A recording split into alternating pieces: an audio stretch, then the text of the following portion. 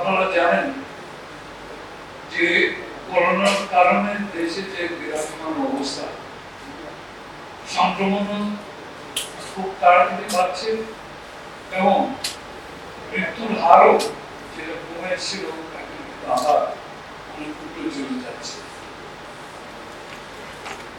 আমি এটা নিয়ে প্রথমে একটু আলোকপাত করতে চাই, বিকজ আপনারা দেশে বিভিন্ন জায়গায় থাকেন, আপনারা হয়তো ঢাকায় বেশিরভাগ থাকেন। আমরা যদি আমাদের দায়িত্বশীল অবস্থা যদি পরিচয় বা প্রমাণ না দেই, এই করোনা কিন্তু আমাদের সবাইকে খেয়ে যায়। আমরা কিন্তু সবাই মাটির তলায় চলে যাব। আমার যদি মাটির তলায় যাওয়ার ইচ্ছাও যদি থাকে, আমার বউ বাচ্চা এগুলো তো কোনো দোষ করে। আমি এটা একটু বেশি সিরিয়াসলি কথা বলছি, বিকজ আমরা হয়তো এই উপলব্ধি করতে পারছি না এই যে করোনা কত ভয়াবহ হতে পারে। দেশকে বাদ দেন, শুধু নিজের পরিবারের যদি আমরা চিন্তা করি, এটা কিন্তু রেজাল্ট খুবই খারাপ একটা হতে পারে।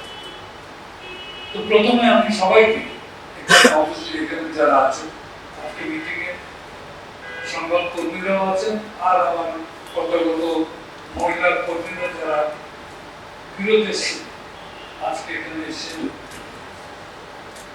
আমি এটা সাহায্য হিসাবে বলবো না, বলবো যে আমাদের তরফ থেকে সহযোগিতা পাওয়ার জন্য আপনারা প্লিজ এই বিষয়টা, করোনার বিষয়টা একটু খুব গুরুত্ব সহকারে আপনারা একটু চিন্তা করবেন এবং শুধু নিজে চিন্তা করবেন না, আপনাদের পরিবার বলেন, আপনার যে পাড়া প্রতিবেশী আছেন ওখানে বলেন, সবাইকে কিন্তু একই কথা বলবেন।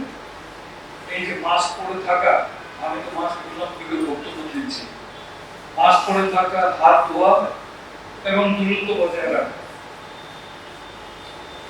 আমরা যদি যত কম বাইরে যাই ততই কিন্তু আমাদের সুবিধা হয়।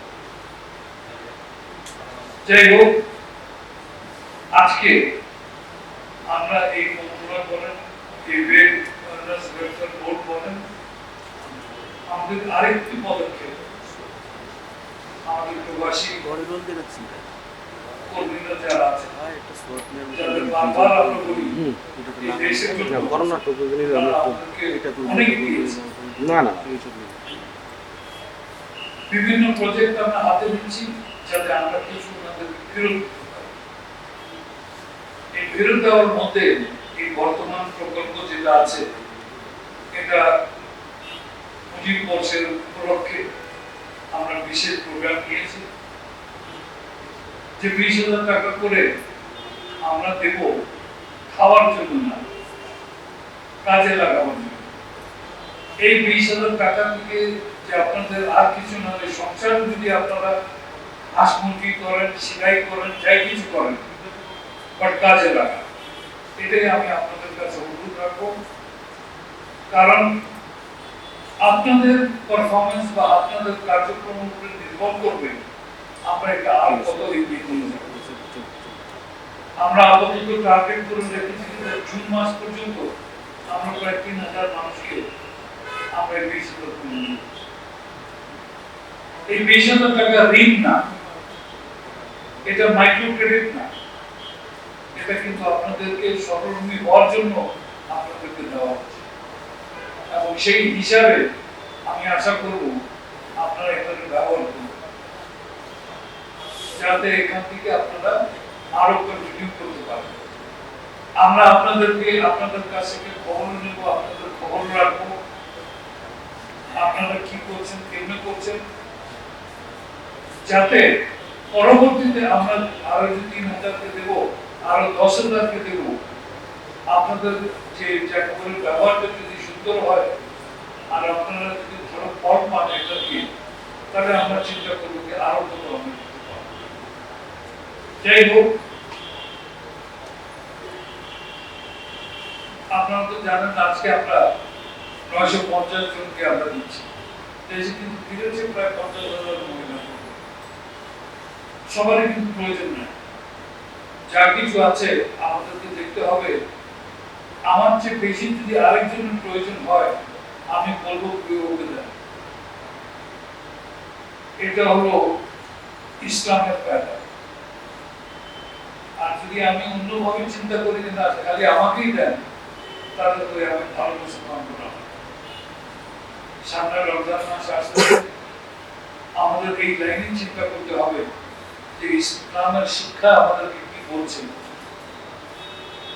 সেই হিসাবে যদি আমরা আমাদের জীবন জীবিকা যদি ব্যবহার করি, ইনশাআল্লাহ আমাদের কিন্তু সমস্যা হবে। এই 50,000-এর মধ্যে আমরা এইবার জুন মাসে আমরা 3,000-কে দেব, কিন্তু আমি এটা বলবো না যে এই 3,000 পর্যন্ত কি আমরা শেষ করে দেব। আমরা চাইবো আরো যদি দুস্থ মহিলা যদি থাকে, যারা বিপদে আছেন, যারা এখানে এসে আটকে গেছেন, কোনো কাজ করতে পারছেন না, তাদের পুঁজি নাই, তাদেরকে আমরা চেষ্টা করবো সাহায্য করতে, যাতে সবাই বিদেশে হোক বা দেশে হোক আপনারা যদি স্বাবলম্বী হতে পারেন, আপনারা যদি সেট হয়ে যেতে পারেন, আমার মনে হয় এই দেশ আর জাতি আর সবচেয়ে বড় বঙ্গবন্ধু এবং আমাদের 30 লাখ শহীদ যারা হয়েছে যুদ্ধতে, আমরা ওদের প্রতি কিছুটা আমাদের কৃতজ্ঞতা প্রকাশ করব। আপনারা বিদেশে গিয়েছিলেন, আপনারা বিদেশ থেকে ফেরত এসে আপনারা অনেকে লিগালি গেছেন আর ওখান থেকে ইলিগাল হয়ে ফেরত এসেছে। আমি এই প্রশ্নটা এই জন্য তুলছি, আমাদেরকে সাহায্য করার জন্য অবস্থানটা আপনারাই আমাদেরকে ঠিক করে দেবেন। আমি আমার প্রবাসী ভাইরা যারা আছেন ওনাদের প্রতি এই কথাটা বলছি যে যত আমরা বিদেশে গিয়ে আমাদের অবস্থানটা আনডকুমেন্টেড বলেন বা অনিয়মিত বলেন বা ইলিগাল বলেন, সব শব্দ কিন্তু একই। ওখানে গিয়ে যদি হয়ে যায়, ওখানেও দেশের আমাদের সম্মান কিন্তু থাকতেছে ওই দেশে, এবং ফেরত আসার পরে আমাদেরও কোনো সাহায্য করার কোনো সিস্টেম থাকতেছে। বর্তমানে আপনারা জানেন যে কোভিডের কারণে অনেকে ফিরে এসেছে। আমাদের যে নিয়ম কানুন আছে, এখানে আনসার যে আছে উনি কয়েকটা বলেছেন, আমাদের শোয়েব সাহেব কিছু বলে গেছেন, কিন্তু আমি মনে করি এখানে কয়েকটা পয়েন্টের উপরে আমারও কিন্তু একটু বলার প্রয়োজন আছে। আমার দেশের নাগরিক বিদেশে মারা যাবে আর ওর লাশ ওখান থেকে আসবে না, এটা আমার কাছে গ্রহণযোগ্য, আমার মন্ত্রণালয়ের কাছেও কিন্তু গ্রহণযোগ্য। কিন্তু যে কথা আমাদের মনে রাখতে হবে, নিয়মিত একটা ব্যাপার আছে। কে ওখানে গিয়ে কিভাবে আছে, এটা যদি আমার কাছে তথ্য যদি না থাকে, আমার কিন্তু কিছু করণীয় থাকে, আমার যতই ইচ্ছা থাকুক না কেন। তো সেই জন্য দালাল চক্র থেকে বেঁচে থাকবেন। আপনারা যদি আবার বিদেশ যাওয়ার চিন্তা যদি থাকে, মেহরবানি করে দালাল চক্র থেকে বেঁচে থাকবেন, এবং ওনারাই আপনাদেরকে বিপদে পাড়ায়, ওনারাই আপনাদের পাসপোর্ট বানিয়ে দেয়, ওখানে কি নাম দেয় আর কি বাপের নাম দেয় আর কি স্বামীর নাম দেয়, কত কত দরখাস্ত আমাদের কাছে আসে যে এইসবগুলি মিলে না। যখন মিলে না, আমাদের কিছু করার থাকে না। জাতীয় পরিচয় পত্র একটা আছে, পাসপোর্ট একটা আছে, মেট্রিক সার্টিফিকেট একটা আছে, কত জায়গা আছে, সবগুলি কিন্তু মিলে থাকতে হবে। আর এগুলি যদি মিলে থাকে, তো আমরা 1 মিনিটে কিন্তু কাজ করে নিতে পারি। যাই হোক, বর্তমান অবস্থায় আমরা অনেক পদক্ষেপ নিচ্ছি, কিছু কিছু বলা হয়েছে, কিছু কিছু বলা হয়নি। যে ধরেন আমরা আমাদের যে প্রবাসে যারা যাচ্ছেন, কত যারা ফিরে আসছেন, এখানে অ্যাম্বুলেন্সের কথা বলা হয়েছে। করোনার সময় প্রাথমিক অবস্থায় আমরা যারা যারা এসেছিল, যখন এখানে লকডাউন ছিল, প্রত্যেককে আমরা কিন্তু 5,000 টাকা দিয়েছি, তাতে এরপর যাতে ওনারা কোনো বাড়িতে পৌঁছাতে পারে। সেই হিসাবে আমরা আরো পদক্ষেপ নিচ্ছি যে আমরা একটা হসপিটাল করবো, একটা ডায়াগনস্টিক সেন্টার করবো, এটা পদক্ষেপ নিলে আমাদের বোর্ডের আন্ডারে আসতেছে, আমরা তা করবো। আমরা আরেক জায়গায় খুঁজছি, যেটা যোগ্যতা আন্ডারে আপনার জায়গা পেলে সেখানে আপনাদের একটা হোস্টেলের মতন থাকবে, যেখানে আপনাদেরকে ওই ব্রিফিং দেওয়া হবে, আর ওখান থেকে এয়ারপোর্টের কাছে আমরা যদি থাকি ওখানে এয়ারপোর্টে পৌঁছে দেওয়া হবে। কথা বাস্তব যেটা হলো, করোনার আগে, কারণ গত বছর মার্চ মাসের আগে তো আপনারা গেছেন, আপনারা আসছেন নিয়মিত ভাবে, যারা যারা গেছে আসছে, কোনো অসুবিধা হয়নি। সমস্যা হচ্ছে যখন গত বছর আমরা করোনা দিয়ে আক্রান্ত হয়ে গেলাম পুরো দেশ। সেই সময় একদিকে লকডাউন, একদিকে ফ্লাইট বন্ধ, একদিকে গাড়ি বন্ধ, সবকিছু নিয়ে এমন অবস্থা হয়েছে এটা আপনারাও বিপদে আর আমরাও কিন্তু বিপদে। সেই বিপদ থেকে আমরা কিন্তু এখন কাটিয়ে উঠেছি। আমাদের প্রবাসী কল্যাণ ব্যাংক এমডি সাহেব এখানে আছেন। আজ পর্যন্ত 156 কোটি টাকা আমরা বিতরণ করেছি অলরেডি। বিতরণ মানে এটা হলো ঋণ। আশা করি জুনের মধ্যে আমরা প্রায় 200 কোটি টাকা বিতরণ করে দেব। আর আগামী ধরেন ডিসেম্বরের মধ্যে আমরা এটাও আশা করছি যে আরো 4-5 কোটি টাকা আমরা আপনাদের কাছে যাদের যাদের প্রয়োজন আছে, যাতে ওনারা সেট হয়ে যেতে পারে, আমরা কিন্তু তা করব। সবকিছু মিলিয়ে প্রবাসীদের জন্য আপনাদের থেকে আমি বলি, আপনারা দেশকে অনেক দিয়েছেন, এখন দেশের ফিরত দেওয়া পারা, বাট এর মানে না একেবারে আপনি বিদেশে যাবেন। যদি আপনাদের সুযোগ হয়, আমরা যদি আপনাদের সুযোগ করে দিতে পারি, নিশ্চয়ই আপনারা বিদেশে যাবেন এবং আরো নিজের জন্য আর দেশের জন্য আপনারা উপার্জন করবেন। যাই হোক,